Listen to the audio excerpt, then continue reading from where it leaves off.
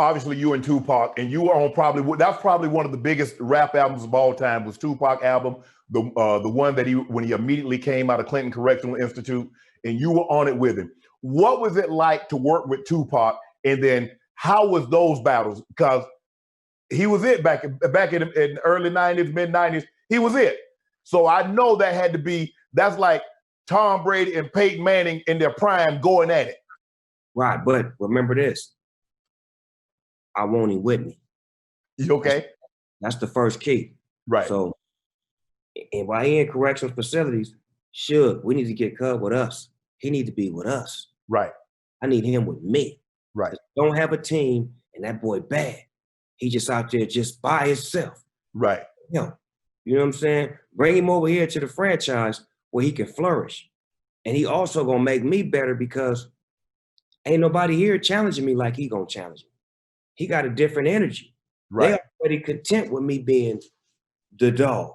Right. He ain't gonna come here and be content with that. He gonna come in and make the dog get on his toes. And he showed me a few things and I showed him a few things, but it was more about the chemistry of having somebody that was on your level. Not that everybody on the team wasn't on my level, but I had outgrew them on the rap tip. Like I had blew up. So It was like they were on my level as far as me, but as far as the public, they wasn't on my level. So he was coming in that could challenge Snoop and could possibly take over Death Row to where I could be the number 2 guy. Right. Which I had no problem with because I never been one that been greedy. I always made room for everybody to shine. That's why a lot of the people on Death Row Records was able to be on that record. That record could have just been me and Dr. Dre. But me bringing in all of the pieces, RBX, my cousin, Daz, my cousin, Nate Dogg, my homie, bringing in people and certain pieces to the puzzle to make it better because I'm a team player and I like to be challenged by people who are better than me.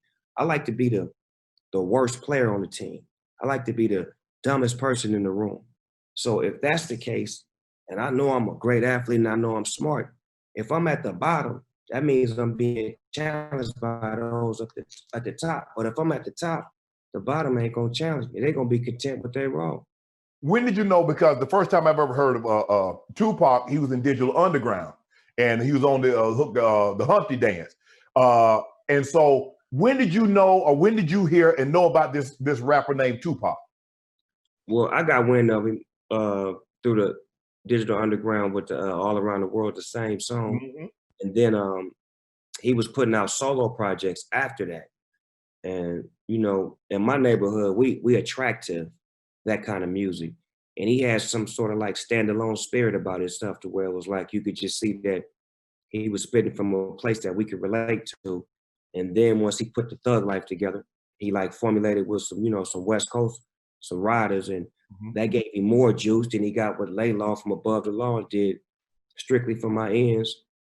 And he just was growing as an artist. And, we respect that. It's like an athlete that looks at another athlete that's shining and watching him do all the right things and, saying, man, I wish I could play with him.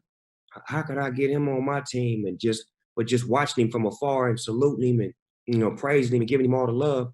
But at the same time, knowing if he was on our team, we'd be that much more better. So you knew he could be what he became? Yeah, that's what we had. It's a certain criteria that the chosen few had, Right. Ice Cubes, Tupac, E40, Too Short. You've seen the ones that had that different kind of cut that you felt like everybody in the game is dope, but they different. Like they a little bit different. Like they got a different cut to where they music lasts longer, they spirit feel better, and they just feel like they want it more than the average. Snoop, let's get to your career. The very first time you got started, you was featured on Dr. Dre debut, Deep Cover, 187. Then The Chronic. When you were growing up, was being a rapper, was that something you always wanted to do, or did you think about being an athlete or being an actor? I mean, what did you want to be when Snoop was growing up? It was a lot of things that I dreamed about. Athlete definitely was first on the list, coming from Long Beach. You know what I'm saying? There was a lot of big people that came up out of Long Beach that was athletically inclined. So I wanted to be an athlete, but I didn't want to put in the work. I didn't want to practice, none of that. So rapping was a little bit easier for me because all I had to do was work on my, my education and my thought process and my writing. So you know, once I figured out that I could do that, that became my dream. Like 14, 15 years old, that was the only dream I had. I stopped dreaming about playing sports. I stopped dreaming about everything but being a rapper and just learning the dynamics of who was the best rapper in the world, who had the best music. I was studying them. I was learning style. I was learning how to freestyle. I just was like, I was putting myself through college when it came to hip hop, when it first came out, 82, 83, 84, 85. So how instrumental would you say Dr. Dre has been in Snoop Dogg's career, his life, and what he's been able to accomplish? Well, Dr. Dre was the one who seen the rock in the corner that could become a diamond. And once he got the rock, he shined it up. He like Belichick. You know, you know what I'm saying? You got to have a great, you know, coach that can put things in place and assign the right coaching staff, put the players in the best position, and have the smartest, you know, players on the field at all time. And that's what Dr. Dre is. He's like a coach. He knows how to bring the best out of you, and that's what he did with me. He brought the best out of me and showed me how to find me, so that way when I stepped away from him, I was able to grow and to continue to be me, and always keep that love with him, to where we always got that open close relationship, to where there's never an argument between me and him. How did you meet Dr. Dre? How did it come to be? How did the Dr. Dre Snoop Dogg relationship come to be? Well, Dr. Dre's half brother was Warren G. Okay. G was my DJ and one of my best friends coming up, and we was in the group 213. So all of my music was made with Warren G and Nate Dogg. So Warren G would always, you know, show up to the NWA parties and do all the, you know, stuff that brothers could get away with, but I never wanted to show up. So one particular night, they had a bachelor party, and Warren G was there, and the music had cut off, and he ended up putting on one of our tapes. And when he put the tape on, Dr. Dre heard the tape and liked what he heard and called us to the studio the next couple of days, and we started working from there. So Dr. Dre produces your first album, Doggy Style, sold 800,000 copies in the first week. Did you know then I've arrived, or did you like, man, is this for real? No, I was playing the game. I was like, I wanted more. You know what I'm Right. saying? It was like, when you taste it, you know what I'm saying? Because Deep Cover was like getting to the playoffs. Right.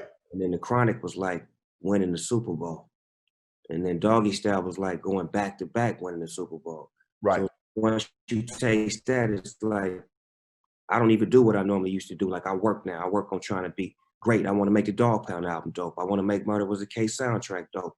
Everything I was on was trying to be better than I was, and trying to find ways to stay fresh, as opposed to being content with, you know, we went to the Super Bowl twice and we won it all. Nah, I want another one and another. So let me ask you, Snoop, when you're doing a feature and you on there, say with a great artist, when you do your hook, are you trying to take over, or are you trying to say, man, this really not this is not my song, this is not my album, let me just play your role? It's kind of like a great player going to another team, and you're like, okay, well, this is his team, I just got here, let me just play my role? Or do you like, hey, I'm finna lace this, and if I override you, bro, I just override you. You should have came harder than what you came. That's usually the rapper's mentality, is I'm trying to kill you on every song we own. Like, oh, you know, competitive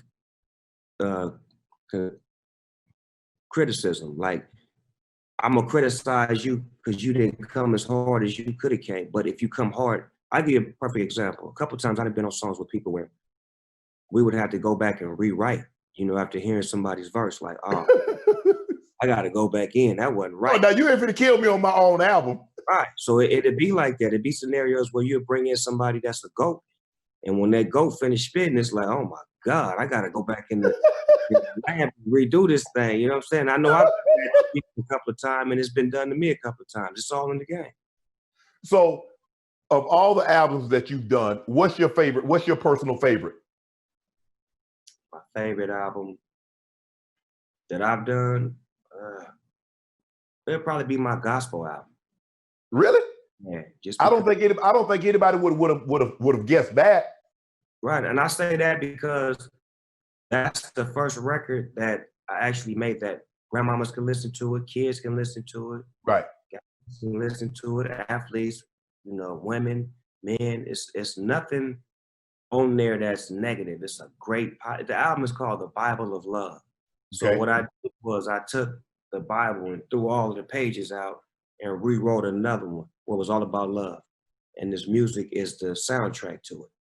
And I have, you know, great Clark sisters. I got, man, Marvin Sapp. We got Charlie Wilson. We got Rance Allen. We got Patti LaBelle. I mean, it was goat after goat after goat after goat. And nobody said no. When I said I'm working on a gospel album, I'd like for you to be on the song. Nobody said, well, Snoop, you do this and you it was like, brother, we glad your spirit is in the right spot. And when I told him it was for my grandmother, because my grandmother had passed away and she never heard any of my music. Right. Because I never made music that she could listen to. So this was a dedication to her. You know what I'm saying? So once they heard that message, it was and the record was #1 for like 8 weeks. It did all kind of numbers, but I wasn't tripping off the numbers as much as I was tripping off the feeling that I got and I get every time I hear the record. I cry on certain songs. So it's like it's an emotional thing with me. Like my rap records, it's a few of them that could get a tear out of me, but not like, you know, like that kind of crying. Right. Like the whole thing. You know what to do. Hit the subscribe button to become an official member of Club Shay Shay, where we always do something for two something.